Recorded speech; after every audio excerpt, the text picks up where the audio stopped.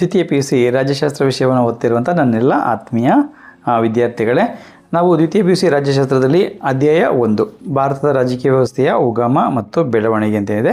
ಇದರಲ್ಲಿ ಬರುವಂಥ ಅಧ್ಯಾಯ 1.2ರಲ್ಲಿ ನಾವು 1947ರ ಭಾರತ ಸ್ವತಂತ್ರ ಕಾಯ್ದೆಯ ಬಗ್ಗೆ ತಿಳ್ಕೊಳ್ತೇವೆ. ನೋಡಿ, ಭಾರತಕ್ಕೆ 1935ರ ಕಾಯ್ದೆ ಅಂತ ಇರ್ತಾರೆ. ಅದು ಕೂಡ ಭಾರತೀಯರ ಆಶೋತ್ತರಗಳನ್ನ ಈಡೇರಿಸಲಿಕ್ಕೆ ವಿಫಲ ಆಗುತ್ತೆ.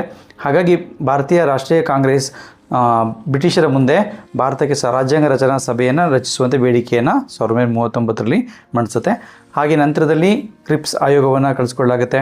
ನಂತರ ಕ್ಯಾಬಿನೆಟ್ ನಿಯೋಗವನ್ನು ಭಾರತಕ್ಕೆ ಕಳಿಸ್ಕೊಳ್ಳಲಾಗುತ್ತೆ.